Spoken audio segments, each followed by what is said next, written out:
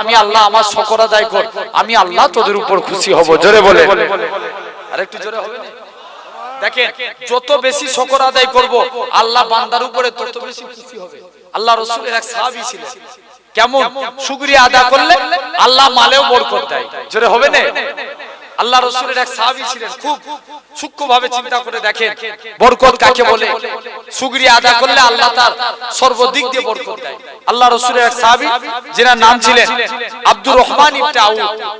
আব্দুর রহমান ইবনে আউফ, যার সম্পর্কে ইমাম বুখারী, কোন ইমাম বুখারী?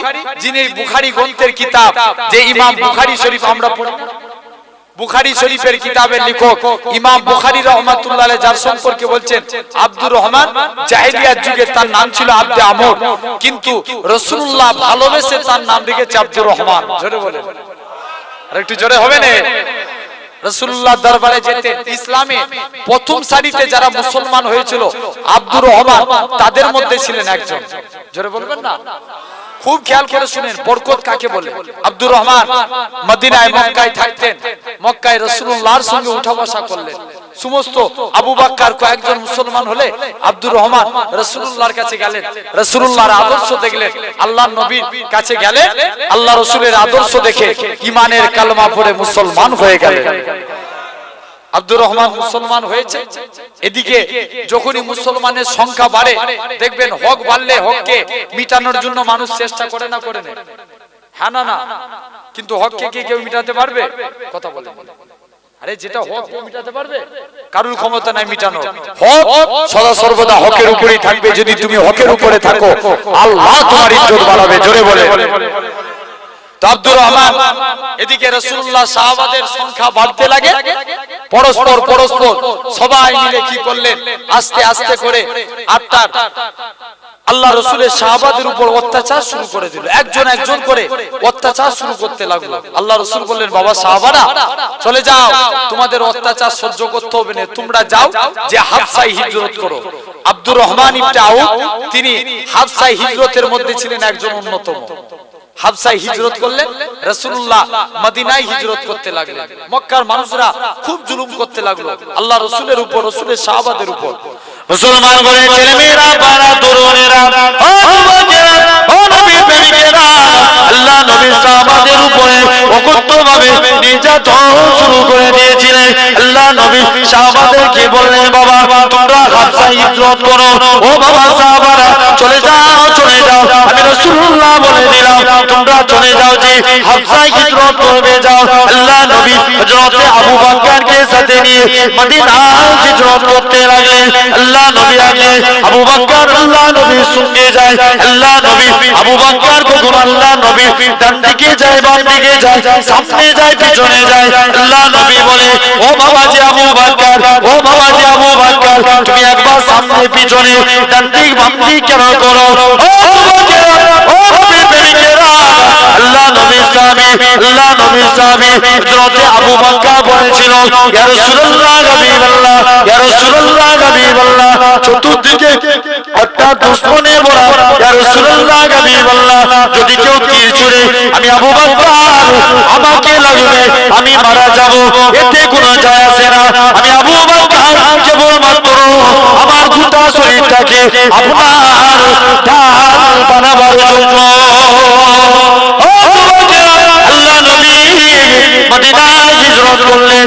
মক্কা মানুষেরা আল্লাহ নবীর উপরে, মক্কা মানুষেরা অত্যাচার যারা করতে লাগে, আল্লাহ নবী মক্কা মানুষেরা নবীকে তাড়িয়ে দিল। মদিনার মানুষেরা আল্লাহ নবীর জন্য খেজুর গাছের উপরে উঠে ওয়েলকাম জানাতে লাগে। সেদিন তারা বলেছিল, তালাল বাতুল আলাইনা মিন সানিয়াতিল বিদায় ওয়াজাবা শুকরু আলাইনা মাদানিল্লাহি দাই। ও যুবকেরা, আল্লাহ নবী মদিনায় চলে গেলেন। যখন মদিনায় চলে গেলেন, এদিকে আব্দুর রহমান ইবনে আউফ আল্লাহ নবীর সাহাবী মদিনায় পুনরায় হাবশা থেকে মদিনায় হিজরত করলেন। আরো জোরে হবে না? যারা আটটা দু জায়গায় হিজরত করে তাদেরকে শাহিদুল হিজরাতাইন। আপনার এদিকে দেখেন শাহিদুল হিজরাতাইন অর্থাৎ দুই জায়গায় হিজরত করার জন্য আব্দুর রহমান মদিনায় হিজরত করে চলে আসলেন। রাসূলুল্লাহর কাছে এসে বসে আছে। রাসূলুল্লাহ আব্দুর রহমানকে খুব ভালোবাসতেন। একদিন কিন্তু দেখেন ইসলামের পূর্বে তিনি অগাধ সম্পত্তির মালিক ছিলেন। ইসলামের স্বার্থে লক্ষ লক্ষ টাকা সব ব্যয় করে আল্লাহ রাসূলের জন্য তিনি মদিনায় হিজরত করেছিলেন। জোরে বলে। একদিন যে রাসূলুল্লাহর দরবারে বসে আছে, আল্লাহর নবী মনটা খুব আটটার মারা, বাবা তুমি ইসলামের জন্য কত সম্পত্তি ব্যয় করেছো। একজন যে বলে, এই আব্দুর রহমান, তোমার মক্কার বাড়িকে আবু জেহেলরা দখল করে নিয়েছে। আব্দুর রহমান বলে, আল্লাহ শুকর, আবু জেহেল আমার মক্কার বাড়ি দখল করতে পারে, আমি তো আমার জান্নাতের বাড়ি দখল করে নিয়েছি। জোরে বলে। আব্দুর রহমান বসে আছে। আল্লাহর নবী সব ভ্রাতৃত্ব যারা মদিনায় হিজরত করেছেন এক একজনের সঙ্গে ভ্রাতৃত্ব বন্ধনে আবদ্ধ করতে লাগলেন। সাদ ইবনে রাবির সঙ্গে আব্দুর রহমান ইবনে আউফের ভ্রাতৃত্ব বন্ধনে আবদ্ধ করে দিলেন। আল্লাহ রাসূল বললেন, যাও সাদ ইবনে রাবি, তুমি আব্দুর রহমানকে নিয়ে তোমার বাড়িতে চলে যাও। আব্দুর রহমান আছেন নিঃস্ব, ইসলামের স্বার্থে সব বিলিয়ে দিয়েছে, কিচ্ছু নাই। আব্দুর রহমান ইবনে আউফ সাদ ইবনে রাবি আব্দুর রহমানকে ডেকে বলে, ভাই তুমি আজকের দিনে তুমি আমার ভাই হয়েছো, তবে আল্লাহ আমার দুটো স্ত্রী দিয়েছে। কটা স্ত্রী? মুখ দিয়ে কথা বলো, কজন? দুজন। দুজন এখানে আছে। দুজন স্ত্রী, আপনার দুটো স্ত্রী দিয়েছে। যাও ভাই, তুমি আজকে নিঃস্ব, তুমি তো এখন একা ঘুরছো, তোমাকে কেউ স্ত্রী দিবে না, চলে যাও। আজকের দিনে আমি তোমায় বলে দিলাম, আমি আমার দুটো স্ত্রীর মধ্যে তোমার যেটা পছন্দ তুমি সেটাকে বিয়ে করো, আমি তাকে তালাক দেব, তুমি বিয়ে করে নিবে এবং আমার অর্ধেক সম্পত্তির মালিক আমি তোমাকে করে দেবো। আব্দুর রহমান ইবনে আউফ বলে, না ভাই, তুমি শুধু আমাকে যদি উপকার করতে হয় শুধু একটা ব্যবসার রাস্তা ধরিয়ে দাও। আল্লাহ নবী সাহাবী হযরত আব্দুর রহমান ইবনে আউফ, আল্লাহ নবী সাহাবী হযরত আব্দুর রহমান ইবনে আউফ আল্লাহ নবী হুজরা থেকে চলে আসলেন। আল্লাহ নবীকে এসে বলে, হুজুর শুধু আপনি দোয়া করেন, এটাই আমার জন্য এনাফ, এটাই আমার জন্য যথেষ্ট। আল্লাহ নবীর দরবার থেকে বেরিয়ে গেলেন। আব্দুর রহমান ইবনে আউফকে সাদ ইবনে রাবি কিছু ব্যবসার লাইন ধরিয়ে দিলেন। কদিনের মধ্যে আল্লাহ পাক আব্দুর রহমানের ব্যবসায় বরকত দিতে লাগলেন। আল্লাহ শুকর আদায় করলেন। কেউ বিয়ে করতে চাইছিল না, মনে মনে চিন্তা করছিল, যাই ব্যবসায় কিছু টাকা পেয়েছি, কিছু টাকার মালিক হয়েছি, বিয়ে করে নি। যখনই সে বিবাহ করে নিল, বিবাহ করার পরই দেখবেন যুবকদের শরীর দিয়ে একটা নূর চমকাতে থাকে, ঠিক না ভুল? একটা চেহারা উজ্জ্বলতা ফিরে যায়। কেননা হাদিস পাকের মধ্যে রাসূলুল্লাহ বলছে, তোমরা যখন বিয়ে করে নিবে তখন ঈমানের অর্ধেক তোমরা হাসিল করে ফেললে, বাকি অর্ধেকের জন্য থাকে আলহামদুলিল্লাহ। এই আলহামদুলিল্লাহ বা বাকি অর্ধেকের জন্য থাকে তাকওয়া অবলম্বনকারী। এই তাকওয়া যখনই তোমরা অবলম্বন করবে, জেনে রাখবে তোমরা আল্লাহর ওলি হয়ে কবরে যাবে। জোরে বলে। আমার ভাইরা, যুবকেরা, তো এদিকে খুব চিকনাই ভালো সুন্দর জামা পরে রাসূলুল্লাহর দরবারে যে হাজির হয়েছে। আল্লাহ নবী বলছে, এই আব্দুর রহমান, তোমাকে আব্দুর রহমানকে আল্লাহ রাসূল খুব ভালোবাসতেন। কোন আব্দুর রহমান? 10 জন জান্নাতি সাহাবীদের মধ্যে ছিলেন একজন। জোরে বলবেন না? সে আব্দুর রহমান ইবনে আউফ রাসূলুল্লাহর দরবারে বসে আছে। আল্লাহ রাসূল বলছে, বাবা তোমার মুখটা এত সুন্দর লাগছে কেন, এত চিকনাই লাগছে? হুজুর আমি একটা বিয়ে করেছি। বাবা টাকা পেলে হুজুর একটা ব্যবসা করছিলাম, আল্লাহ বরকত দিয়েছে, হুজুর বিয়ে করেছি। আল্লাহ নবী বলছে, বাবা আমায় দাওয়াত দিলেন? হুজুর মনে থাকে না। আল্লাহ নবী বলছে, এই ব্যাপার, যাও আব্দুর রহমান তুমি বিবাহ করেছো, আমি রাসূলুল্লাহ খুশি, যাও আল্লাহ, আমি রাসূলুল্লাহ আল্লাহর কাছে দোয়া চাইছি, আল্লাহ তোমার বরকত দিবে, তুমি আল্লাহর শুকরগুজারি করবে। বলে, হুজুর ইয়া রাসূলুল্লাহ আপনি শুধু দোয়া করেন। কদিনের মধ্যে রাসূলুল্লাহ দোয়া করলেন, আব্দুর রহমান ইবনে আউফ আল্লাহ শুকর আদায় করলেন, আল্লাহ রুজিতে বরকত দিতে লাগলেন। আরেকটু জোরে হবে না? যিনি যে আব্দুর রহমান হুদাইবিয়া সন্ধিতে একা 3 বস্তা সোনা দান করেছিলেন। জোরে বলবেন না? আব্দুর রহমান ইবনে আউফ আল্লাহ এত সম্পত্তি বাড়িয়ে দিলেন, মরণের সময় জানা ছেলেরা মরণের সময় কুরুল দিয়ে কেটে কেটে সোনা কেটেছে। আল্লাহ এত সম্পত্তিতে বরকত দিয়েছে। মদিনাতেও ছিল বড় লোক, মক্কাতেও ছিল, কিন্তু কাফেররা দখল করে নিয়েছে। মদিনায় এসে আল্লাহ কোটিপতি বানিয়ে দিয়েছে। জোরে বলবেন, সির্ফ শুকর আদায় করার জন্য। তাহলে আজ যদি আমি আপনি যে আল্লাহ এই জায়গায় বসিয়েছে, সে আল্লাহর শুকরিয়া আদা করব, আল্লাহ খুশি হয়ে যাবে বান্দার উপরে। এমনি তুমি শুকরিয়া আদা করছো, যদি মন থেকে হয়, অন্তর থেকে হয়, আল্লাহ খুশি হবে, আল্লাহ রাজি হয়ে যাবে। অন্তর থেকে আমরা আল্লাহ শুকরিয়া আদা করি, বলেন আলহামদুলিল্লাহ। জোরে হবে না? ব্যাস, আল্লাহ এতটুকুই চাই, বান্দা তোরা আমি আল্লাহ আমার শুকরগুজারি কর। সাথে সাথে আজকে যে বড় নিয়ামতপূর্ণ, আমি কিছু কিছু এক একটা আলোচনা করব।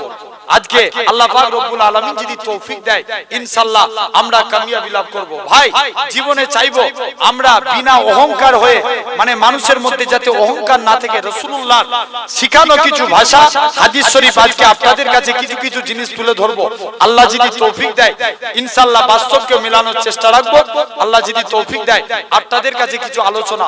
তবে নিজেদেরকে পরিবর্তন করাতে গেলে সর্বপ্রথম আপনাকে যেটা কাজ করতে হবে, নামাজের দিকে জোর দেওয়া লাগবে। ঠিক না ভুল বলছি? যদি নামাজ না পড়ি পরিবর্তন হতে পারবো?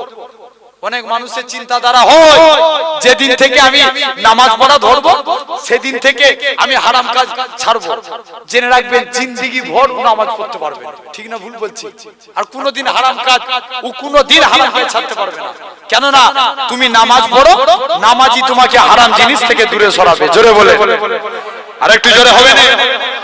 তবে মানুষ এখন স্বার্থ ছাড়া এক পা চলে না। ঠিক না ভুল বলছি? আরে হ্যাঁ না বলো? স্বার্থ ছাড়া কি এক পা চলে? আরটি এখান থেকে আমি যদি হারুয়া যাই, বলবো ভাই আমাকে এত টাকা দিয়ে তবে যাবো। ঠিক না ভুল বলছি? তাহলে যে কোনো জিনিস দেখবেন, মানুষ স্বার্থ ছাড়া কি এক পা চলে না। আজকে আপনাদের কাছে একটা আলোচনা করে যায়, জেনে রাখবেন, 5 ওয়াক্ত নামাজ পড়া প্রতিটা বান্দাদের জন্য ফরজ। নামাজ পড়বে। বিশ্বের বুকে আল্লাহর ওলিরা হয়েছে, দেখেন কেউ কি বিনা নামাজ পড়ে আল্লাহর ওলি হতে পেরেছে? কথা বলেন। শেখ আব্দুল কাদের জিলানী রাহমাতুল্লাহ আলাইহি চাঁদ চলছে, যে আব্দুল কাদের জিলানী, কোন আব্দুল কাদের? রাস্তা দিয়ে হেঁটে হেঁটে যাচ্ছে, বাবুর্চি করার মধ্যে ডিম ভাইছে। একজন জিজ্ঞেস করছে, হুজুর, হুজুর জিজ্ঞেস করছে, তুই করার মধ্যে মুরগির বাচ্চাগুলোকে মেরে দিচ্ছি কেন?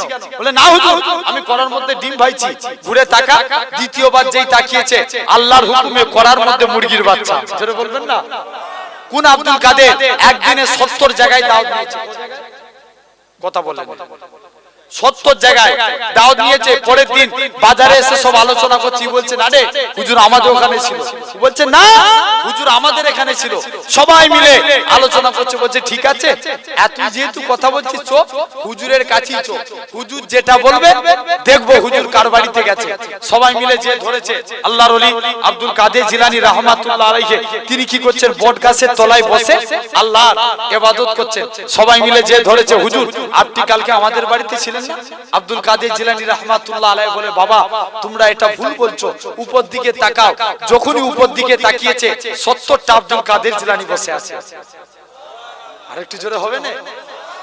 তোমরা ওলি আল্লাহদের ভালোবাসো, আরো জোরে বলবে না? কোন আব্দুল কাদের দেখেন আমল করেছে, কত বড় আল্লাহর ওলি হয়েছে, নবীর জন্য কেঁদেছে। আল্লাহ পাকের ওলি হযরত আব্দুল কাদের জিলানী রাহমাতুল্লাহ আলাইহি। ও বাবারা, ও নবী প্রেমিকেরা, আজকে যে চাঁদ চলে, এটা হলো আব্দুল কাদের জিলানী। কতটা নবীর জন্য পাগল হয়েছে, নবী নবী নবী নবী নবী নবী করে কেঁদেছে। আল্লাহ পাকের ওলি হযরত আব্দুল কাদের জিলানী 15টা দিন কন্টিনিউয়াসলি কেঁদেছে। আল্লাহ নবী দিদার দাও, নবী দিদার দাও, নাহলে আমি আব্দুল কাদের জিলানী, আল্লাহ আমি বাঁচতে পারবো না, তোমার হাবিবকে দেখতে চাই। ও বাবা, আল্লাহ পাকের ওলি হযরত আব্দুল কাদের জিলানী এরকম ভাবে কন্টিনিউয়াসলি নাগারাত অবস্থায় নবীর জন্য পাগল হয়ে যায়, 15 দিন কেটে যায়। আল্লাহর ওলির সঙ্গে আমার আপনার নবী দিদার নসিব হয়ে যায়। আরো জোরে হবে না? সেই আব্দুল কাদের, আল্লাহ এত বড় মাকাম। এক খ্রিস্টান আর মুসলমানের মধ্যে তর্ক বিতর্ক হচ্ছে। খ্রিস্টান বলছে মেরে নবী ঈসা রুহুল্লাহ सबसे बड़ा अल्लाह है, और मुसलमान বলছে আরে तू मोहम्मद सल्लल्लाहु अलैहि वसल्लम ना होता तो कुछ भी नहीं होता। জোরে বলবে না? দুজনের মধ্যে তর্ক বিতর্ক হচ্ছে। আব্দুল কাদের জিলানী হুজুরের কথাটা কানে গেল, তুমি বলছো কি? বলে হ্যাঁ, আমাদের নবী কবর থেকে জিন্দা করেছে, তোমাদের নবী কি কবর থেকে জিন্দা করতে পেরেছে? আব্দুল কাদের বলে रसूलुल्लाह बहुत दूर की बात, अगर अब्दुल कादिर किसी को बुलाए वो भी कब्र से खड़े हो जाए। जोरे बोलबे ने, बच्चे बोलना तो बहुत आसान है, करना पड़ेगा। करे देखाओ, 500 साल पीछने वाला कब्र में लेके गए गौसुल आजम को बुलाओ। हजरत गौसुल आजम চোখটা বন্ধ করে আল্লাহর কাছে হাত পেতে দিচ্ছে, আল্লাহ এখান থেকে যদি মানুষটা না উঠে তোমার রাসূলের অপমানের ব্যাপার আছে, আল্লাহ তোমার হাবিবের খাতিরে আমি আব্দুল কাদেরের জবান যেন মিস না হয়। রাসূলুল্লাহর ওসিলা দিয়ে দোয়া চাইলে আল্লাহ ফিরাবে? কথা বলেন, জোরে বলে। আরে আদম নবী দোয়া করেছে, আল্লাহ 250 থেকে 300 বছর কাঁদছে, যখন দোয়া কবুল হয়নি লাস্টে গেলে বলছে, আল্লাহ তোমার আরশে আজিমের নিচে যে লেখা আছে লা ইলাহা ইল্লাল্লাহ মুহাম্মাদুর রাসূলুল্লাহ, আল্লাহ নিশ্চয় কুল মাখলুকের মধ্যে শ্রেষ্ঠ মানব, সেই শ্রেষ্ঠ মানবের ওসিলা দিয়ে দোয়া চাই, আল্লাহ আদমের দোয়াকে কবুল করেছিলেন। জোরে বলে। হযরত বড়বীর যখনই দোয়া চাইতে লাগে, আল্লাহ আব্দুল কাদের জিলানী রাহমাতুল্লাহ আলাইহি ফরিয়াদকে কবুল করে কবর থেকে মানুষটা সুজা দাঁড়িয়ে যায়। জোরে বলবেন না? সেই আব্দুল কাদের জিলানী আমল করেছে, দেখেন এত বড় আল্লাহর ওলি হয়েছে। এক হুজুর এক জায়গায় দাওয়াতে গেছে, আল্লাহ কত বড় মাকাম দিয়েছিলেন। কোন আব্দুল কাদের এক জায়গায় দাওয়াতে গেছে, হাদিসে কুদসির মধ্যে এসেছে আল্লাহ রাসূল বলেছেন তাকদীরু লা ইয়ারুদ্দু, তাকদীরে আল্লাহ যেটা লিখে রাখে অবশ্যই হবে, ইল্লা বিদুয়া, যদি তোমরা দোয়া চাও ওই দোয়াকে আল্লাহ ফিরায় না, আর সে আজিমের নিচে কবুল করে। জোরে বলবেন না? আব্দুল কাদের জিলানী এক জায়গায় দাওয়াতে গেছে, এক যুবক ছেলে হাত ধোয়াচ্ছে, যুবকের কপালে জাহান্নামী লেখা আছে।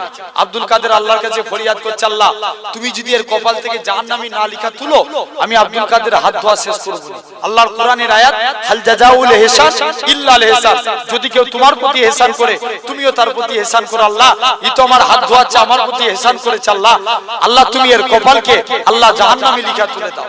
প্রথমবার হাত ধোয়ায় কপাল থেকে জাহান্নামী লেখা উঠলো না। মুসলমান করে ছেলেমেয়েরা, বাড়া তরুণেরা, ও যুবকেরা, ও নবীর প্রেমিকেরা, কোন বিধানে পীর আল্লাহ পাক যাকে ওলিদের মাকাম করেছে, ওলিদের ওলি করেছে, ওলিদের সরদার করেছে, যে আব্দুল কাদের জিলানী মায়ের পেট থেকে 18 পারা কোরআন শরীফে হাফেজ হয়েছিলেন। শুধু তাই নয়, যে আব্দুল কাদের জিলানী আল্লাহ পাক কত বড় মাকাম দিয়েছে। ও যুবকেরা, আল্লাহ পাকের ওলি হযরত আব্দুল কাদের জিলানী রাহমাতুল্লাহ আলাইহি আল্লাহর কাছে ফরিয়াদ করে, আল্লাহ পাক তুমি যদি মাফ না করো, আল্লাহর কপাল থেকে যদি জাহান্নামী লিখা না করো, আমি আব্দুল কাদের জিলানী হাত ধোয়া শেষ করব না। যুবকেরা, আপনারা তরুণেরা, একবার হাত ধোয়াতে লাগে জাহান্নামী লিখা হলো না, দ্বিতীয়বার হাত ধোয়া জাহান্নামী লিখা হলো না, তৃতীয়বার হাত ধোয়ালো, আমার আল্লাহ পাক যুবকের কপাল থেকে জাহান্নামী লিখা তুলে দিয়ে জান্নাতি লিখে দেয়। আরো জোরে হবে না? তাহলে সেরে দোয়া এমন একটা জিনিস তকদিরকে পরিবর্তন করে দেয়। সেই হুজুর একজন মুরিদ এখন ধরেছে আমল করতে হবে। আমি যে কথা বললাম নামাজের দিকে, দেখেন নামাজ পড়েছে কত বড় উচ্চ তবকার আল্লাহ, শুধু এক্সট্রা নামাজ কত এক্সট্রা নামাজ আদায় করেছে।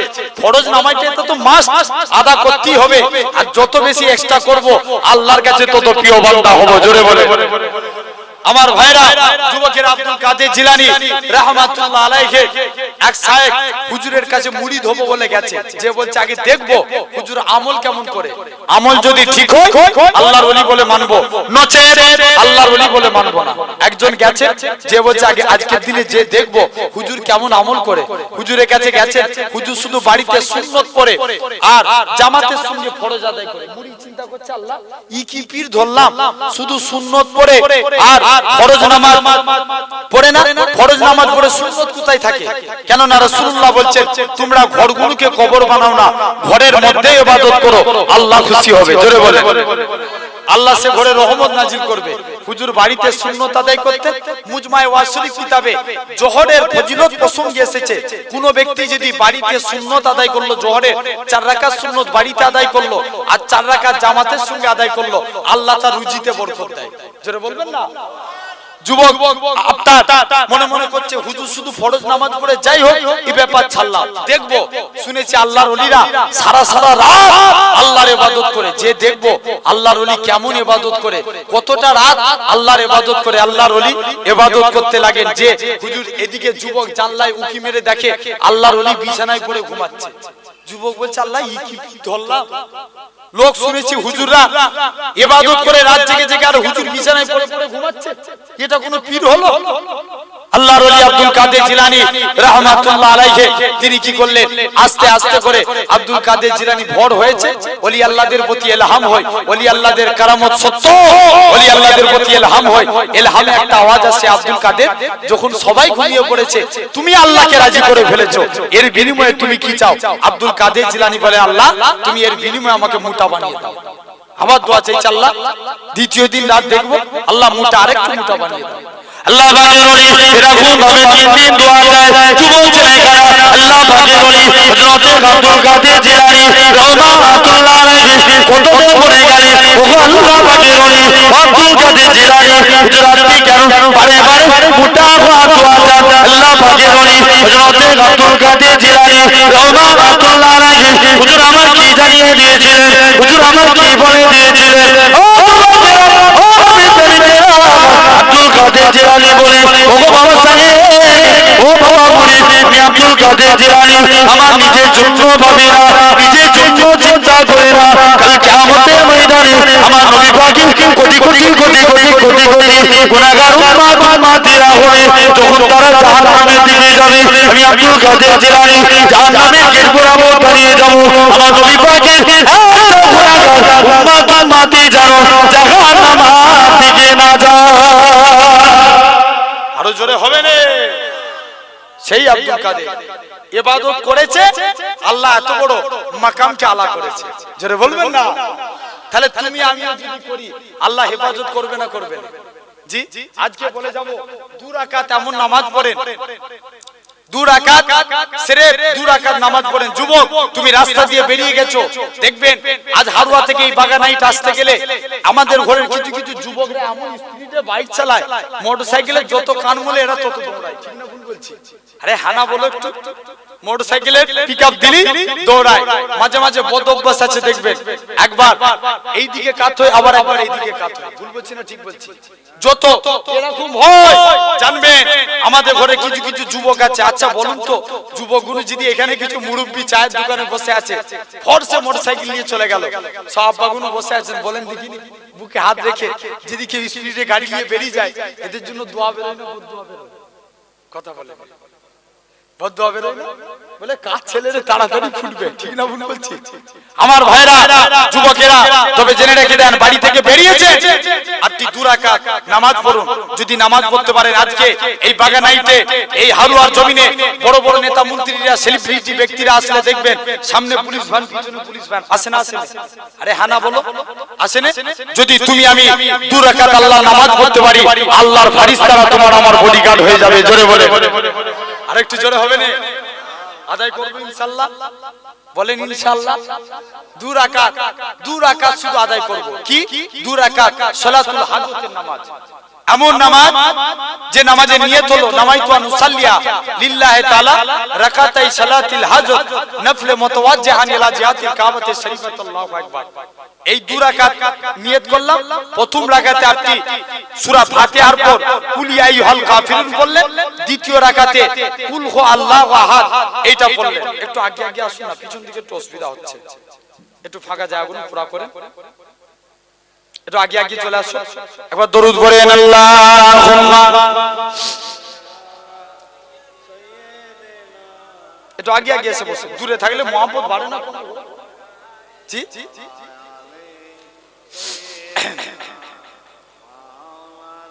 আমার ভাইয়ের একটু আগে আগে চলে আসে, দূরে থাকলে মহব্বত বাড়ে, কথা বলে। আরে আল্লাহ আমি কাদের গিলিয়ে পড়েছি, একটু বলো, মুখে সাড়া দাও আমার ভাইরা। তকবীর দেখি তো না রে, তকবীর এরকম 16 মৌসুম দিলে আমরা কি বলেন তো, আজকে ইসলামকে মিটানোর চেষ্টা চলছে। দিকে দিকে ইসলামকে মিটিয়ে দেওয়ার একটা প্রসেস চলছে। শুধু এখানে বলে নয়, তাম পৃথিবীর বুকে ইসলামকে মিটানোর চেষ্টা চলছে। জেনে রাখবে, যদি আমরা আল্লাহকে ডাকি, আবার ডাকা শুরু করে দিই, আমরা নারে তাকবীর আল্লাহু আকবার ধ্বনির আওয়াজ তুলে তো ইমানি জজবিয়াত বাড়ে। যত বেশি আল্লাহকে ডাকবো, ইনশাআল্লাহ তামাম আমি ওপেন চ্যালেঞ্জ দিয়ে বলে যায়, যতদিন পূর্ব আকাশ থেকে সূর্য উদিত হয়ে পশ্চিম আকাশে ঢুকবে, ইনশাআল্লাহ তামাম পৃথিবীর বুকে ইসলামের ঝান্ডা উড়বে। জোরে বলে, আরো জোরে বলা লাগবে। ঠিক না ভুল বলছি? মিটাতে পারবে কেউ? কেউ মিটাতে পারবে? কারুর ক্ষমতা নাই। ইসলামকে আমার আল্লাহই তো হেফাজত করবে। জোরে বলে, তাহলে আমরা ইসলাম ঘরে ছেলে হয়ে আরেকটু জোরে হবে না? নারে তাকবীর। সবাই মিলে প্রাণ ফুল আওয়াজ দেন, আওয়াজ তুলেন। জেনে রাখবেন, আজ আমরা এমনি টাইমে যদি আজকে এই বাগানাইতে যদি এমনি দেখবেন ঝামেলা হয় দুটো মানুষের পরস্পরের মধ্যে, কি আওয়াজ! ঠিক না ভুল বলছি? দেখবেন পাশে হালুয়া থেকে শুনতে পাওয়া যায়, এত আওয়াজ। কিন্তু আজকে আমরা নারে তাকবীরের ধ্বনির আওয়াজ তুলবো, আল্লাহ খুশি হবে। দেখতে পাচ্ছেন কারি বাসে আল্লাহর কোরআন তেলাওয়াত করতো আর মোহাম্মদ রফিক গান করতো, দুজনই মুসলমান। আল্লাহ জান্নাতি করবে কারি বাসেরকে, কারণ আল্লাহ দ্বীনের জন্য গলাকে ফাটিয়েছে। জোরে বলবে, আরেকটু জোরে হবে না? তাহলে একসঙ্গে সবাই মিলে তাকবীর দিন, নারে তাকবীর। আরো জোরে নারে তাকবীর। আমার ভাইরা, যুবকেরা, তরুণেরা, আল্লাহ পাক কবুল করে সকলে খুব একদম গভীর মনোযোগ সহকারে যে আলোচনা করছি, খুব ইন্টারেস্টিং আলোচনা, গভীর মনোযোগ দিয়ে শুনে। আল্লাহ 2 রাকাত কিসের নামাজ? সালাতুল হাজতের নামাজ 2 রাকাত পড়বেন, আল্লাহ ফেরেশতারা আপনার বডিগার্ড হবে। জোরে বলবেন না? গুরুত্ব দেখেন, কত বড় ফজিলত। আল্লাহর একজন নেককার বান্দা ছিলেন, যার সম্পর্কে হাদিসে এসেছে, কেউ কেউ বলছেন উনি ছিলেন নবী ছিল, আবার কেউ বলছেন উনি ওলি ছিলেন। তবে জমহুরের উলামাত অভিমত, লোকমান হাকিমকে দুটো জিনিস জিজ্ঞাসা করা হয়েছিল, লোকমান তুমি নবুয়ত নিবে না হিকমত নিবে? লোকমান আলাইহিস সালাম বলেছিল, না, আমি নবুয়ত যেহেতু আল্লাহর তরফ থেকে নয়, আমি হিকমত চাই। এমন সুন্দর সুন্দর কথা বলতেন, যার কথাগুলোকে আল্লাহ এত পছন্দ করেছেন, কুরআন শরীফে একটা সূরা নাজিল করে দিয়েছে, যে সূরার নাম হচ্ছে সূরা লোকমান। জোরে বলে, আরেকটু জোরে হবে না? আমার ভাই যুবকেরা, সেই লোকমান হাকিম কত বড় ফানাফিল্লাহ আশিকে রাসূল, কত বড় আল্লাহর নেককার বান্দা ছিলেন, যে লোকমান হাকিম আপনার ইন্তেকাল আল্লাহর হুকুম হয়েছে, যাও আজরাইল জান কবজ করবে, যাও। লোকমান হাকিমের 99 জন নকল লোকমানকে তৈরি করে দিয়েছে, আর তাকে নিয়ে একটা মোটকটা হলো। অঙ্ক করে নেন ভাইরা, 100টা লোকমান, যাও লোকমানের জান কবজ করবে, যাও। আজরাইল ফেরেশতা এসে কনফিউজ হয়ে গেছে, আল্লাহ কোন লোকমানের জান কবজ করব? এখানে তো 100টা লোকমান আছে। আল্লাহ বলে, আজরাইল যাও, চিন্তার কারণ নাই, তুমি চলে যাও, যে সালাম দাও, যে আসল লোকমান হবে সে সালামের জবাব দিবে। আজরাইল ফেরেশতা দ্বিতীয়বার গেছে, যে সালাম দিচ্ছে, যখনই সালাম দিয়েছে সঙ্গে সঙ্গে লোকমান হাকিম বলেছিল, ভাই আজরাইল, তুমি যদি আমাকে হাফ মিনিট আগে আমি জানতাম তুমি সালাম দিবে, আমি এই 99 জনকে সালামের জবাব দেওয়া শিখিয়ে দিতাম। আরেকটু জোরে বলবেন?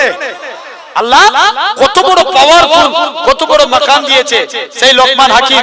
এখন ছেলে আব্বার কাছে, বাপ ছেলেকে নসিহত করছে, বাবা আমি তোর বাপ হই, তোর আব্বা হই, আজকে দিনে তোকে নসিহত করি, সদা সর্বদা আল্লাহর হুকুমকে মানবে, আল্লাহর সঙ্গে কাউকে শরীক করবে না, সদা সর্বদা আল্লাহর হুকুমকে মানবে।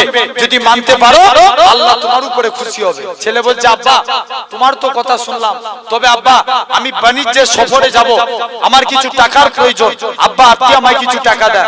বাপ সঙ্গে সঙ্গে বলে, বাবা আমার কাছে কানাকুড়ি টাকা নাই, তবে তুমি টাকা যদি নিতে চাও চলে যাও, অনেক দূরে সমুদ্রের পারে একটা কিতাব এসেছে, 3তলা অট্টালিকার বাড়ি, এই 3তলা অট্টালিকার বাড়ির মধ্যে আমার এক বন্ধু, যার নাম হলো উসাম।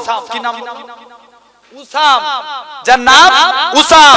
এই উসাম বলে এক ব্যক্তি, তার কাছে আমি 3000 স্বর্ণ মুদ্রার টাকা পাই, তুমি যদি পারো উসামের কাছে চলে যাও, এই লং ডিসটেন্স রাস্তা যে যেতে পারো, যাও, তোমাকে টাকা তোমার হয়ে যাবে। বলে, আব্বা যাবো তো, কিন্তু রাস্তার লোকেশন বলুন। লোকমান হাকিম আলাইহিস সালাম ছেলেকে ডেকে বলে, বাবা তুমি এখান থেকে বাড়ির রাস্তা থেকে বেরিয়ে যাবে, কিছু দূর যাওয়ার পর একটা মরুভূমি পড়বে, গভীর মরুভূমি পড়বে, গভীর মরুভূমির পর একটা জঙ্গল পড়বে, জঙ্গলের পর একটা গ্রাম, গ্রামের পর আবার সমুদ্র, সমুদ্রের পাশে আমার বন্ধুর বাড়ি। এই এতটা লং ডিস্টেন্স। তবে বাবা তুমি মরুভূমি হাঁটতে হাঁটতে তুমি পিপাসায় কাতর হয়ে যাবে, তবে তুমি আবার পানি পান করার পর তুমি বিশ্রাম নিতে চাইবে, তবে গাছতলায় বিশ্রাম নিবে না বাবা। কেননা তবে এক মুরব্বী ব্যক্তির সঙ্গে দেখা হবে, সে তোমাকে যা পরামর্শ দিবে তুমি তার কথা মতো চলবে। ওখান থেকে তুমি গ্রামে যাবে। আমার ছেলে বললে লোক তোমাকে অনেক ভালোবাসবে, গ্রামের লোকেরা জোর করে তোমাকে বিবাহ দেওয়ার পরিকল্পনা করবে। তুমি সুন্দরী মেয়ে দেখে বাবা বিয়েতে রাজি হবে না, তুমি ওখান থেকে বেরিয়ে যাবে টাকা নিতে। তুমি যদি এই ওসিয়াত মানতে পারো, নালে কিন্তু তোমার কপালে অনেক মুসিবত আছে। তবে বাবা আমি তোর বাপ হই, তোকে বলে দিয়ে যাই, যাবার টাইমে বাড়ি থেকে তুই 2 রাকাত সালাতুল হাজতের নামাজ পড়ে যা, আল্লাহ হেফাজত করবে। জোরে বলে, আরেকটু জোরে হবে না? আল্লাহর ওলি, আল্লাহর নেককার বান্দা লোকমান হাকিমের ছেলে বাড়ি থেকে 2 রাকাত সালাতুল হাজতের নামাজ পড়লেন। মুসলমান ঘরের ছেলে মেয়েরা, বাড়া তরুণেরা, ও বাচ্চারা, ও প্রেমিকেরা, আল্লাহ পাকের ওলি, আল্লাহ নেককার বান্দা হযরতে লোকমান হাকিম আলাইহিস সালাম হুজুরের ছেলে 2 রাকাত সালাতুল হাজতের নামাজ পড়লেন। পাত্রের মধ্যে পানি নিলেন, মরুভূমির উপর দিয়ে হেঁটে হেঁটে যেতে লাগে, মরুভূমির উপর দিয়ে হেঁটে হেঁটে যায় আল্লাহ পাকের ওলি লোকমান হাকিমের ছেলে। এরকম ভাবে একদিন নয়, 2 দিন নয়, এরকম ভাবে কন্টিনিউয়াসলি আসতে লাগে, হেঁটে হেঁটে শরীর খারাপ কমজোর হতে লাগে। আল্লাহর ওলি, আল্লাহ পাকের নেককার বান্দা হযরতে লোকমান হাকিমের ছেলে চিন্তার মধ্যে পড়ে যায়, পিপাসায় কলিজা ফেটে যায়। কোথায় পানি পাবো? পানি তো গরম হয়ে গেছে, পাত্রে পানি গরম হয়ে গেছে, কোথায় পানি পাবো? লোকমান হাকিমের ছেলে বালু দিয়ে তায়াম্মুম করে 2 রাকাত সালাতুল হাজতের নামাজ পড়ে নিলেন। 2 রাকাত সালাতুল হাজতের নামাজ পড়ে আল্লাহর কাছে ফরিয়াদ করে, আল্লাহ পাক, আল্লাহ তুমি আমার পানির ব্যবস্থা করে দাও। সালাম ফিরিয়ে যখন ডান দিকে তাকায় দেখে একটা পাথর, একটা পর্বত, পর্বতের দিকে এগিয়ে যায়, যে দেখে একটা ঝর্ণা কূপ, ওই ঝর্ণা কূপ থেকে মিষ্টি পানি বের হয়। আল্লাহ পাকের ওলি হযরতে লোকমান হাকিমের ছেলে মিষ্টি পানি খানা পান করে আল্লাহর শুকরগুজারি করলেন। আরো জোরে হবে না? মিষ্টি পানি পান করলেন। একদম বাড়ি থেকে সাইডে গেলে আত্মার অনেকটা পথ অতিক্রম করার পর, এখন কথা বাংলায় একটা কথা আছে, মানুষ খেতে পেলে কি করতে চায়? কথা বলে, আরে জোরে বলো। ঘুমাতে চাই না, খেতে পেলে শুতে চায়। এখন চিন্তা করছে আমার তো পানি পান করেছি এতদিন, শরীরে ক্লান্ত, আমি এতটা ক্লান্ত টায়ার্ড হয়ে গেছে শরীর, আমি আজকে উপায় কি আছে? চলে যাই, আজকে দিনে আমি দেখতে চাই, আজকে যাব আমি লোকমান হাকিম আলাইহিস সালামের ছেলে, আজকে দিনে যাই দেখি কোথাও আমি একটু আশ্রয় পাই কিনা, ছেও পাই কিনা। দেখতে পাওয়া যায় একটা বট গাছ দেখতে পেলেন, চলে গেলেন হেঁটে হেঁটে বট গাছের কাছে গেলেন। বট গাছের কাছে গিয়ে বট গাছের তলায় বসলেন। বট গাছের তলায় বসে মনে মনে করছে, আব্বা মনে হচ্ছে বট গাছের তলায় ঘুমাতে বলেছিল। কি বলে? ঘুমাতে বলেছিল, মানা করেছিল, বাবা কোথাও তুমি রেস্ট করবে না, সমস্যায় পড়ে যাবে। তবে তুমি কিছুটা দূর যেয়ে দেখবে আল্লাহর নেককার বান্দা লোকমান আলাইহিস সালামের ছেলে কিছুটা ডিসটেন্স গেলেন, এক মুরব্বির সঙ্গে দেখা হলো। যে বলে, চাচা আমি লোকমান হাকিমের ছেলে, পরিচয় দিলেন। চাচা আজকে দিনে আপনার কাছে এসেছি, চাচা আমার আব্বা কিন্তু বট গাছের তলায় ঘুমাতে নিষেধ করেছে, চাচা আমি কি ঘুমাতে পারি? লোকমান হাকিম আলাইহিস সালামের ছেলে কে মুরব্বি বলে, ঠিক আছে বাবা যাও, তুমি ঘুমাও, যা হবে আমি দেখে নেব। জোরে বলবেন, আর একটু জোরে হবে না? টার্গেট কি, উদ্দেশ্যে যাওয়া, টাকা নিয়ে। কোথায়? কার কাছে? উসাম, বন্ধু লোকমান হাকিমের বন্ধু উসামের কাছে দিয়ে টাকা আনতে যাবে। এই লম্বা ডিসটেন্স চলে গেলে আত্মার বট গাছের তলায় ঘুমিয়ে আছে। হঠাৎ করে দেখে একটা পাহাড়িয়া জঙ্গলি সাপ এসে লোকমান হাকিমের ছেলেকে দংশন করছে। দংশন করে সাপটা চলে যাচ্ছে। মুরুব্বি চিন্তা করছে এই ছেলে তো আমার উপরে ভরসা করে আজকের দিনে শুয়ে আছে, উপায় কি আছে, যাই সাপটাকে ধরে নিয়েছি। সাপটাকে ধরে নিয়ে এসে লোকমান হাকিমের ছেলের কাছ থেকে বিষটাকে তুলে দিলেন, সাপের বিষ তুলিয়ে নিলেন। যখনই সাপের বিষ তুলিয়ে নিলেন, কিছুক্ষণ পর আল্লাহ লোকমান হাকিমের ছেলের হুঁশকে ফিরিয়ে দিলেন। আর একটু জোরে বলবেন না? লোকমান হাকিমের ছেলে বলে, ঠিক আছে চাচা, আমি রেস্ট হয়ে গেছে, আমার ডায়েটের অনেক ক্লান্তি দূর হয়েছে, তবে আজকের দিনে আমি যেতে চাই, চলে চাচা এবার আমরা সফরের উদ্দেশ্যে বেরোই। এখন বলেন মরুভূমির পর পড়বে কি? জঙ্গল, তারপরে গ্রাম, গ্রাম, তারপরে সমুদ্র। এখন লোকমান হাকিমের ছেলে বলে, চাচা তবে আপনি আমাকে এত বড় মুসিবত থেকে হেফাজত করলেন, আজকে আমার আল্লাহ বাঁচিয়েছেন আপনার ওসিলায়, তবে চাচা আপনি যদি আজকের দিনে আমার সাথে যান তাহলে আমি খুব খুশি হতাম। চাচাজি আপনি কি আমার সঙ্গে যেতে রাজি? মুরব্বী ব্যক্তি বলে, বাবা তুমি লোকমান হাকিমের ছেলে, যাও, আজকের দিনে আমি তোমার সঙ্গে যেতে রাজি। জোরে বলবেন না? মুরব্বীকে সাথে করে নিয়ে আটটা জঙ্গল ক্রস করতে লাগলেন। আল্লাহ পাকের ওলি হযরতে লোকমান হাকিম আলাইহিস সালামের ছেলে, ও বাবারা, ও বাবারা, হযরতে লোকমান হাকিমের ছেলে জঙ্গল গানে ক্রস করে এরকম ভাবে গ্রামে ঢুকে পড়লেন। গ্রামের মানুষ ওকে ডাকে, ও এলাকাবাসীরা, ও গ্রামবাসীরা, আমি তোমাদের হুজুর লোকমান হাকিমের ছেলে, তোমরা আমার সঙ্গে দেখা করো। গ্রামবাসী মানুষেরা আল্লাহ পাকের ওলি লোকমান হাকিমের ছেলেকে সবাই মিলে গোল করে ঘেরাও করে দাঁড়িয়ে সবাই মিলে খাতির যত্ন করতে লাগে। কি বলে, হুজুর আপনি আমার বাড়িতে চলুন। আরেকজন বলে, হুজুর আপনি আমার বাড়িতে চলুন। অনেক খাতির যত্ন করতে থাকে, কেননা হুজুরের ছেলেদের আল্লাহ সম্মান দিয়েছে। আরো জোরে হবে না? বলে কেন? গ্রামবাসী মানুষরা জিজ্ঞাসা করে, তোমরা আমায় এত ভালোবাসো, ব্যাপারটা কি? বলছে, বাবা তোমার আব্বা এখানে এসেছিল, তোমার আব্বা আমাদের অনেক রোগ চিকিৎসা করে গেছে, তোমার আব্বা আমাদের এখানে এসে অনেক দ্বীনি তালিম দিয়ে গেছে, তোমার আব্বা আমাদেরকে অনেক আল্লাহর পথে ফিরিয়ে এনেছে। জোরে বলে, তাই আমরা তোমাকে ভালোবাসি। সবাই মিলে খাতির যত্ন করতে লাগে। 3 দিন বেশ খাতির যত্ন করলেন। 3 দিন পর এক ব্যক্তি এসে বলে, বাবা তোমার আব্বার সঙ্গে আমাদের বিরাট মহব্বত, সেই সূত্রের দিক দিয়ে দেখতে গেলে তুমি আমাদের ভাইপো হচ্ছ, ভাইয়ের ছেলে, তবে আমাদের পাড়ায় একটা, আমাদের এই গ্রামের মধ্যে একটা মেয়ে আছে, যে মেয়েটাকে এত সুন্দর দেখতে, কোনো ছেলেই তার দিকে তাকালে চোখ ফিরাতে পারবে না, অপূর্ব দেখতে সুন্দর, সেই মেয়েটাকে কি বাবা তুমি বিয়ে করতে রাজি? কেননা যে মেয়েটার অনেক সম্পত্তি আছে, আটটার উট আছে, মহিষ আছে, এরকম ভাবে অনেক সম্পত্তির মালিক, সেই মেয়েটাকে কি তুমি বিয়ে করতে রাজি? মনে মনে করছে যে আব্বা কি করেছিল,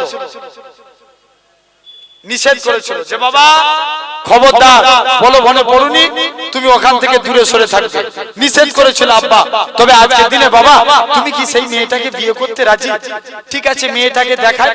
লোকমান হাকিমের ছেলে মেয়েটাকে দেখে, এত সুন্দর মেয়ে দেখতে আর কন্ট্রোল করতে পারলেন না, চোখ আর ফিরাতে পারে না, যেই একবার তাকায় চোখ ফিরাতে পারে না। চিন্তা করছে আব্বা তো নিষেধ করেছে, কেমন করে বিয়ে করি? না, এটা মানা যাবে না, যেহেতু আব্বা নিষেধ করেছে আমি বিয়ে করতে পারি না। এরকম চিন্তার মধ্যে পড়ে গেলে কি করা যায়? আর একজন এসে বলছে, হুজুর আপনি যেহেতু হুজুরের ছেলে, আপনাকে সাবধান করে দিই, এই মেয়েটাকে আপনি বিয়ে করবেন না। বলছে কেন? বলছে এর আগে এই মেয়েটা 9টা বিয়ে হয়েছে, 9টা স্বামী মারা গেছে, আপনাকে নিয়ে পড়বে কোটা? তারপরে 11 জন, আপনি তবে কিন্তু যাবেন না, খবরদার বিয়ে করবেন না, যেই স্বামী বাসরাত্রে যায় সেই মারা যায়। আপনি এবার চিন্তাধারা করেন, আপনি বিয়ে করবেন না আপনি ছেড়ে দিবেন, এর চিন্তা করেন। এখন লোকমান হাকিমের ছেলে চিন্তা করছে, এত সুন্দর মেয়ে ছাড়াও যাও, আছে না নাই সমাজে এরকম? আমাদের ঘরে ছেলেরাও দেখবেন কিছু কিছু আছে, দেখবেন মা বাপ এখন জাস্ট শো, ঠিক না ভুল বলছি? ছেলেরা মেয়েরা সব আগে থেকে রেডি করে দিয়ে বলে চলো তোমরা এবার দিনটা ঠিক করে দিয়ে আসবে, ঠিক না ভুল বলছি? বাস্তব একদম সমাজে দেখে নেবেন, মা বাপের পছন্দ নয়, আত্মা ছেলে বলে আমার পছন্দ, মা বাপ কি করবে? জানে তুই নিয়ে ঘর করবি, যা মেনে নিতে হবে, ঠিক না ভুল বলছি? তবে জেনে রাখবে, তুমি যদি আল্লাহকে খুশি করতে চাও, মা বাপের পছন্দ করো, আল্লাহ তোমার উপরে রাজি হয়ে যাবে। জোরে বলে, আরেকটু জোরে হবে না? এই কথা শুনলে কিছু কিছু ছেলে আমায় গাল দিবে পিছন দিকে, ঠিক না ভুল বলছি? বলে হুজুর বলে দিচ্ছে বলে আমি আমার ছেড়ে দেবো নাকি? এতদিনের গার্লফ্রেন্ড, কত কষ্ট করে আমি এই জিনিসটাকে করেছি, তৈরি করেছি, আমি ছেড়ে দেবো না। জেনে রাখবেন ভাইরা, যুবকেরা, আজ সমাজে এরকম কিছু কিছু ছেলে আছে, খবরদার, পরিবর্তন হন, আল্লাহর দিকে ফিরে আসেন, শরিয়াতের বিধানকে মানে। তো যে কথা বলছিলাম, আলোচনা করবো তো নাকি? অসুবিধা হচ্ছে আপনাদের? একটু তাকবীর দেখি, না রে তাকবীর। আমার ভাইরা, যুবকেরা, এদিকে লোকমান হাকিম আলাইহিস সালামের ছেলে এখন মনে মনে করছে, কোন ছেলে যদি ভাবে আমি হারুয়ায় গেলে মারা যাবো, সে যেতে চাইবে? কথা বলেন এখানে এই বাগানাইটার কোন ছেলে যদি মনে করে আমি হারুয়ায় গেলেই মারা যাবো, কেউ যেতে চাইবে না। কি বলছে? না, মাথা খারাপ, যে স্বামী বাসরাত্রে গেলি মরে যায়, এই মেয়েকে আমি বিয়ে করবো নি বাবা, তার থেকে ভালো আমি পালাই। লোকমান হাকিম আলাইহিস সালামের ছেলে বলছে, তবে আব্বা তো বলেছে মুরব্বী ব্যক্তির কথা শুনবি, যাই ওই মুরব্বীর কাছে যাই। মুরব্বীর কাছে যে বলছে, চাচাজি আপনার কাছে এসেছি, আমি এই মেয়েটাকে কি বিয়ে করতে পারি? আমি কি এই মেয়েটাকে বিয়ে করতে পারি চাচাজি? এমন সময়তে যখনই এই কথা বলে, মুরব্বী ব্যক্তি বলে, যা বাবা যা, তুই বিয়ে করলে যা হবার আমি দেখে নেবো। জোরে বলবে না? আরেকটু জোরে হবে না? সবাই মিলে এইদিকে ভাই বোন ডিসকাউন্ট পাচ্ছে সব, একসঙ্গে বলেন সুবহানাল্লাহ। আমার ভাইরা, যুবকেরা, তো এদিকে লোকমান হাকিমের ছেলে মুরব্বি বলেছে ঠিক আছে বিয়ে করতে রাজি। আর তার মুরব্বির কথা শুনে লোকমান হাকিমের ছেলে বলল, ঠিক আছে, যেহেতু মুরব্বি বলেছে আমি বিয়ে করতে রাজি, যা। মেয়ে চাচাকে ডেকে পাঠানো হলো। মেয়েটার বাপ নাই, চাচা আছে, চাচাই বাপের মতো মেয়েটাকে মানুষ করেছে। চাচাজি ঠিক আছে, আপনাদের মেয়েকে আমি বিয়ে করতে রাজি। মুসলমান ঘরের ছেলে মেয়েরা, পাড়া তরুণেরা, ও যুবকেরা, ও প্রেমিকেরা, এমন সময়তে গ্রামবাসী মানুষেরা বলে, লোকমান হাকিমের ছেলে জানা সত্ত্বে ওই রাক্ষসী মেয়েটা, যে মেয়েটাকে বিয়ে করলে স্বামীরা মারা যায়, ওই মেয়েটাকে বিয়ে করতে রাজি হয়ে গেছে। উপায় কেন কি আছে? আজকের দিনে আমরা দেখতে যাই, ছেলে দেখে একবার দেখতে যাই, এরকম ভাবে গ্রামবাসী মানুষেরা, এলাকাবাসী মানুষেরা, আল্লাহ নেককার বান্দা হযরতে লোকমান হাকিম আলাইহিস সালামের ছেলেকে লাইন দিয়ে দেখতে লাগে। ও যুবকেরা, ও গোলামেরা, মহিলা চাচাকারা মহিলার কাছে যে বলে, ও মা মেয়ে ছেলে, ও মা মেয়ে ছেলে, আজকের দিনে তোমার কাছে এসেছি মা, তুমি আজকের দিনে বলো তো দেখি, তোমাকে লোকমান হাকিম বিশ্ব বরণ্য আল্লাহর ওলি, যার কথা শুনতে মানুষ হাজার হাজার মানুষ, যার কথা শুনতে তার বাড়িতে যায়, সেই লোকমান হাকিমের ছেলে তোমাকে বিয়ে করবে বলে রাজি হয়েছে। তুমি কি বিয়ে করতে রাজি?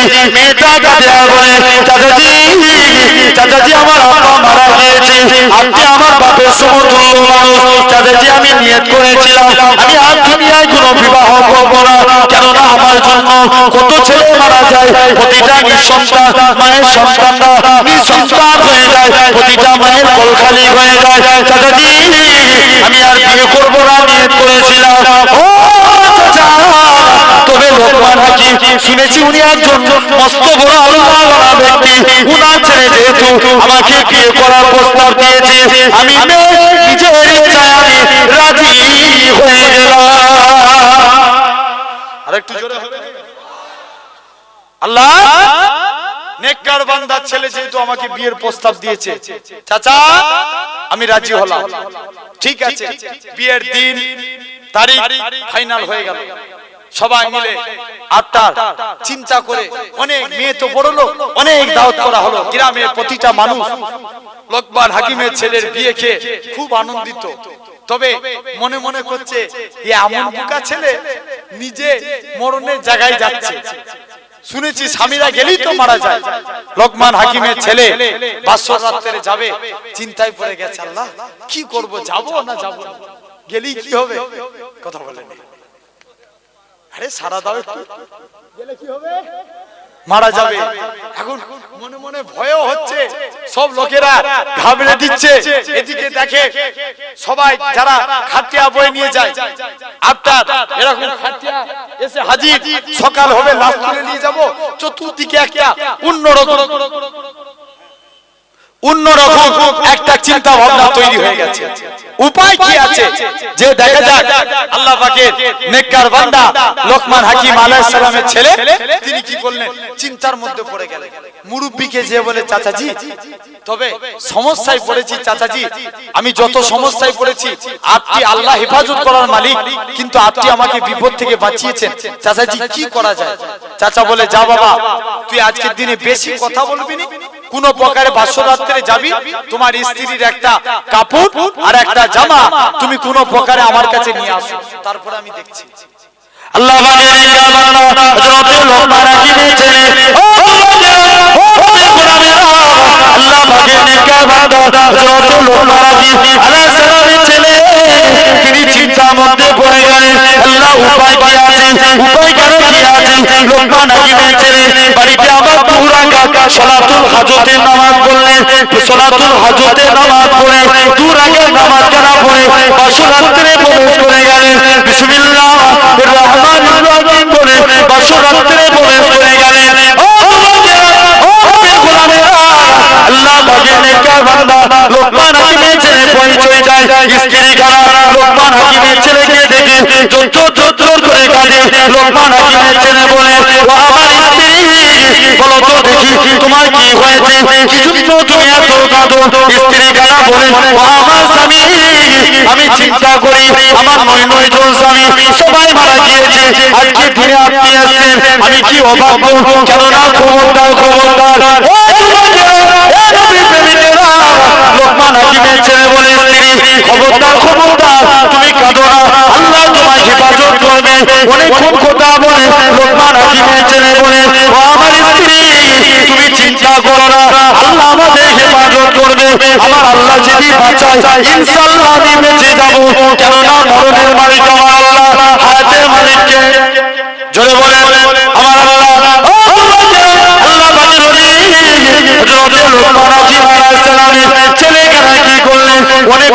স্ত্রীর সঙ্গে কথা বলতে লাগলেন।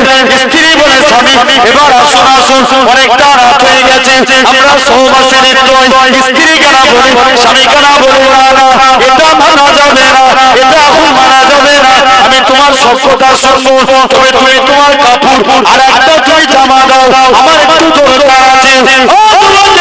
আল্লাহ লোকমান হাকিমের ছেলে কাপড় আর জামা নিয়ে ছুটে মুরব্বির কাছে হাজির। বলে, চাচা কোন প্রকারে বেঁচে ফিরেছি, হাত যাবনি চাচা, বাসর রাত্রে তুমি যেতে বললো হাত যাবো। বলে, কেন রে চাচা? তুমি জামার কাপড় আনতে বলেছো, এনে দিয়েছি। চাচা কি করলেন? ওই যে গাছতলায় সাপ কামড়েছিল, ওই সাপটাকে দুটো টুকরো করেছিলেন, দুটো টুকরো করে এক টুকরো আপনার জঙ্গলে ফেলে দিয়েছিলেন, আর এক টুকরো লোকমান হাকিমের ছেলের ব্যাগের মধ্যে রেখেছিলেন। ওই সাপের মাথা বার করলেন, এই মেয়ের মধ্যে আপনার জামা কাপড়গুলোকে বার করলেন, জামা কাপড়গুলো বার করে একটা মাংসাই করে নিয়ে আপনার সেগুলোকে আগুনে পুরাতে লাগলেন। অনেকক্ষণ পুরাতে লাগলো, পুরাতে লাস্টে গেলে দেখতে পাওয়া যায় যখন কমপ্লিট পুরানো হয়ে গেল, পুরো অনেকটা বলে, যাও বাবা যাও, এই জিনিসটা নিয়ে তুমি এক জায়গায় একটা কোণে মাংসটা নিয়ে যে তোমার বাড়ির একটা কোণে দিয়ে দিবে। আল্লাহ পাকের নবী হযরত লোকমান হাকিম আলাইহিস সালামের ছেলে, ও গোলামেরা, আল্লাহ পাকের নবী হযরত লোকমান আলাইহিস সালামের ছেলে এরকম ভাবে আল্লাহ পাকের নেককার বান্দা চলে গেলেন। এরকম ভাবে আবার দু রাকাত সালাতুল হাজতে নামাজ পড়ে স্ত্রী বাসরাত্রে প্রবেশ করে গেলেন। স্ত্রী বাসরাত্রে প্রবেশ করে এরকম ভাবে ছেলেখানা চলে গেলেন। ওই মানসার দোয়াটাকে বাড়ির একটা কোণে রেখে দিলেন। বাড়িতে ঢুকে যে দেখে গোটা বাড়িটা উলট হয়ে গেছে, বাড়িতে কোনো কিছু নাই, স্ত্রী বেহুশ হয়ে পড়ে আছে। ও যুবকেরা, ও গোলামেরা, আল্লাহ পাকের নেককার বান্দা হযরত লোকমান হাকিমের ছেলে স্ত্রী মাথায় পানি দিতে লাগে। আল্লাহ পাকের হুকুমে, আল্লাহ রাব্বুল আলামিনের হুকুমে স্ত্রী কানে হুঁশখানা ফিরে গেল। স্ত্রী বলে কি জানি, একটা আপনি চলে যাওয়ার পর একটা বড় জিন আমার বাড়িতে এসেছিল, জিনটা আমাকে উপর থেকে নিচই ফেলে দিয়েছে, আমি বেহুশ হয়ে গিয়েছি। আল্লাহ পাকের ওলি সেই দোয়াখানা দিতে লাগলেন। আল্লাহর ওলি হযরত লোকমান হাকিমের ছেলে বলে, স্ত্রী চিন্তা করো না, আর কোনো কারণ নাই, তোমার যে জিনের আসর ছিল আমার আল্লাহ তাআলা তোমাকে হিফাজত করে দিয়েছে। আরো জোরে হবে না? যাও, আর কোনো চিন্তার কারণ নেই। এবার তুমি কমপ্লিট থাকো, ভালো থাকো, আর চিন্তার কোনো কারণ নাই। গেছে যে চাচাকে যে ধরেছে, আগো চাচা তুমি যে বলছো এখানে চাচা আসছি, তুমি জামা কাপড় এসব পুরাতে বললে কি করলে বলো দেখিনি? এখানে দুটো রেয়াত এসছে। আর একটা জায়গায় বলা হচ্ছে যে মেয়েটার পেটে সাপ ছিল। আর তার চাচা বললেন একটা বদনার মধ্যে ওই সাপ, আধখানা সাপ দিয়ে দিলেন, বললেন যাও তোমার স্ত্রীকে প্রস্রাব করতে বলো। যখনই প্রস্রাব করবে, কারণ এর পূর্বে যত স্বামী ছিল সবাই সাপের কামড়ে মারা গেছে, তুমি যখনই সহবাস করতে যায় সাপের কামড়ে মারা যায়, বদনায় প্রস্রাব করবে, বদনায় প্রস্রাব করলে সাপ বেরিয়ে যাবে, আর ভয়ের কারণ থাকবে না। জোরে বলে এখন বলে চাচা তুমি কাপড় ভাপড় পুরালে ব্যাপারটা কি? বলে চাচা শুনে রেখে দেন, কেননা আজকের দিনে এই যে চাচা বলে বাবা যুবক শোন, তোর স্ত্রীর মধ্যে জেনের আসর ছিল, তাই জেনটা এমনই আসর করেছিল যে যে স্বামী যায় জেনটা সাপের সুরাত ধরে ওই স্বামীগুলোকে কামড় দেয়, স্বামীগুলো মারা যায়। এর আগে একজন নয়জন স্বামী মারা গেছে, যা জেনের অবস্থা খারাপ, আর কোন জেন চলে গিয়েছে, আর ভয়ের কারণ নাই, তোমরা সুখে সংসার করবে, যাও। জোরে বলে পরের দিন সারা রাত এরকম ভাবে কেটে গেল, স্বামী স্ত্রী সুখে সংসার করতে লাগলে। পরের দিন এখন সব এবার লাশ বার করবে, চিন্তা করছে কি হবে। লোকমান হাকিমের ছেলে সবাই কি ভেবেছে, কি হয়েছে? আরে কথা বলেন, সবাই কি ভেবেছে গ্রামের লোক মারা গিয়েছে। একজন যে পায়ে ধরে তুলছে, উঠো, বলছে জ্বালাইনিস তুই, সারা রাত এমনি ঘুম হয়নি, তুই আবার জ্বালাচ্ছিস। বলছে দাঁড়া তুমি মরুনি বেঁচে আছো? বলে আরে আমি লোকমান হাকিমের ছেলেকে আমার আল্লাহ বাঁচিয়েছে। জোরে বলে এমন সময়তে যখন এই কথা বলে আত্মার সবাই চলে গেলে, আত্মার পাড়াতে খবর হয়ে গেল লোকমান হাকিমের ছেলে জিন্দা আছে, আল্লাহ হেফাজত করে বাঁচিয়ে দিয়েছে। জোরে বলে এদিকে সকাল হয়েছে, মুরব্বির কাছে এসে স্বামী স্ত্রী দুজনেই দোয়া নিলেন, চাচাজি আজ আত্মার কথা শুনে আমি আমল করেছি, আজ বেঁচে গেলাম। চাচাজি বলে বাবা ঠিক আছে, তোমার অনেক কাজ হয়েছে। বলে চাচা শর্ত কি? কি উদ্দেশ্য? এগুলো তো যা পেলাম সব ফ্রি ফ্রি পেয়েছি। চাচা চলো, মেন উদ্দেশ্য হলো টাকা আনতে যাও। চাচা বললেন বাবা এখানেও যেতে হবে? চাচা তুমি সব সময় আমার সাথে ছিলে, আর এটুকুন করে দাও। চাচা কি করলেন, সাথে করে নিয়ে যুবককে ওই উসামের বাড়িতে গেলেন। উসামের বাড়িতে গেলে, উসামের বাড়িতে গিয়ে 3 তলা বিশিষ্ট বাড়ি, নিচের তলায় মেহমান এলে উসাম বলে আরে তোমার আব্বা খুব ভালো মানুষ, তোমার আব্বা আমার কাছে টাকা পায় সত্যি, তবে আজ তোমরা এই গরিবের দরবারে এসছো, না খাইয়ে ছাড়বে। জানবেন বেশি ভালোবাসা দেখালে কিছু আলামত আছে, ঠিক না বল? ঠিক না? এক হুজুর দাওয়াতে গেছে, দেখবেন হুজুরদেরকে অনেক লোক এখন মাঝে মাঝে পাম দিয়া, বুঝেন তো? কিছু কিছু ছেলে আছে জানেন, এখন পাম দিলেই তো সব ছেড়বে, বুঝবেন না? বদরের যুদ্ধে আবু জেহেলকে ইবলিস যে খুব পাম দিচ্ছে, আবু জেহেল তো পাম খেয়ে গাছে উঠে গেছে। বলছে আবু জেহেল চিন্তার কারণ নাই রে, ওরা মাত্র 313 জন, আর তোরা তো কয়েক হাজার হাজার, চিন্তার কারণ নাই। আবু জেহেলকে যত পাম দেয় ইবলিস, আবু জেহেল তত ফুলে। লাস্টে গেলে আল্লাহর সাহায্য, বদরের প্রান্তরে আল্লাহ ঈমানদারদেরকে বিজয়ী করেছিল। জোরে বলে আরেকটু জোরে হবে না? এদিকে চলে গিয়েছে আত্মার, তাড়াহুড়ো করে যুবক ছেলেখানা আত্মার, কিন্তু দেখেন পাম দিয়া, বুঝেন হুজুর এক হুজুর দাওয়াতে গেছে, দাওয়াতে যাওয়ার পর এখন মুরিদ গরিব মানুষ, মুরিদ যে আশা করছে, মুরিদ খুব ভালো মন্দ ভাবে খাসি, মুরগি, গরু এরকম ভাবে নানা ধরনের সব খাবার তৈরি করেছে। এখন হুজুর জিজ্ঞেস করছে হ্যাঁ বাবা তুই এত গরিব মানুষ, এত বিতই পেলিস? বলছে হুজুর যা হচ্ছে সব আপনার জুতোর ওসিলায়। হুজুর তো বিরাট খুশি, বলে মুরিদ ভালোবাসে ভালোবাসে, আবার এত কিছু করেও আবার আমাকে কত সম্মান দিয়ে বলছে হুজুর যা হচ্ছে আপনার জুতোর ওসিলায়। দেখবেন সমাজে হয়তো আমরা ইউজ করি না, এমন কিছু কিছু সমাজে কোটিপতি লোক আছে। জাস্ট আমি একটা আলোচনা ছোট্ট করে একটা কথা বলি। আর তার ইউএসএ অর্থাৎ আমেরিকা মধ্যে একটা ব্যক্তি ছিলেন মুসলমানদের ছেলে, যার নাম ছিল আলী বানাত। কি নাম বললাম? আলী বানাত। আল্লাহ খুব অল্প বয়সের মধ্যে অনেক ডেভেলপ করিয়ে দিয়েছিলেন। উচ্চ অর্থাৎ বড় বড় ব্যবসায়ীদের মধ্যে তিনি ছিলেন একজন। আল্লাহ কোটি কোটি টাকার সম্পত্তি দিয়েছিলেন। এক একটা চশমা পরতেন, যে চশমাগুলোর দাম ছিল 50,000, 1 লাখ, এরকম ভাবে দামি দামি জিনিস পরতেন। যে জিনিস একবার পরতেন আর তার দ্বিতীয়বার আর পরতেন না। এক একটা জুতো পরতেন দামি দামি, 1 লাখ, 1.5 লাখ, 2 লাখ, এরকম ভাবে দামি দামি জুতো পরতেন। এখন লাস্টে গেলে আর তার শরীরে রোগ হয়েছে, ডাক্তারের কাছে গেছে। আল্লাহ যাকে হেদায়েত করে দেখেন কেমন ভাবে হেদায়েত হয়। ডাক্তারের কাছে গেছে, ডাক্তার বলেছে যে তুমি আর বেশি দিন বাঁচবে না, তোমার ক্যান্সার রোগ হয়ে গেছে। চিন্তা করলো, আমি যেহেতু বাঁচবনি, আমার এত সম্পত্তি কি হবে, যাই আমি তো মুসলমান, আজকে আল্লাহর রাস্তায় সব দান করে দিই বলে বান্দাটা ইমানদার হয়ে গেলেন। জোরে বলে, আরেকটু জোরে হবে না? আমার ভাইরা, যুবকেরা, এখন এরকম দামি জুতো আছে না নাই? আরে কথা বলে, এখন হুজুর দামি জুতো পরে আছে, মুরিদ কি করেছে, টাকা পয়সা কোথায় পাবে, হুজুরের জুতোটাই বিক্রি করে দিয়েছে। এখন বিক্রি করে দিয়ে হুজুর বলছে, বাবা খামাখা তুই এত কিছু করতে গেলি? বলছে, হুজুর চিন্তা করেন না, যা হচ্ছে সব আপনার জুতোর ওসিলায়। এখন হুজুর লাস্টে গেলে কমপ্লিট, খাওয়া দাওয়া সব শেষ, লাস্টে গেলে হুজুর এবার বেরিয়ে যাবে, এমন সুমিতে জিজ্ঞাসা করছে, ঠিক আছে চলো বাড়ি যাবো তো, তবে আমার জুতো খুঁজছে। হুজুর এবার জুতো খুঁজছে, জুতো আর পাচ্ছে না। মুরিদকে ডাকছে, হ্যাঁ বাবা আমার জুতো কি হলো? বলছে, হুজুর আমি বলেছিলাম না প্রথমে যা হচ্ছে সব আপনার জুতোর ওসিলায়। বলছে, কি করলিস তুই জুতো? বলছে, হুজুর আপনার জুতো বিক্রি করে আমি তো এত কিছু অ্যারেঞ্জমেন্ট কি করে, আমি আমার কাছে টাকা আছে, আমি অ্যারেঞ্জমেন্ট করবো? তো সব আপনার জুতো বিক্রি করে টাকা পেয়েছি, সেই যে অ্যারেঞ্জমেন্ট করেছি, আমারও কিছু লাভ হয়েছে।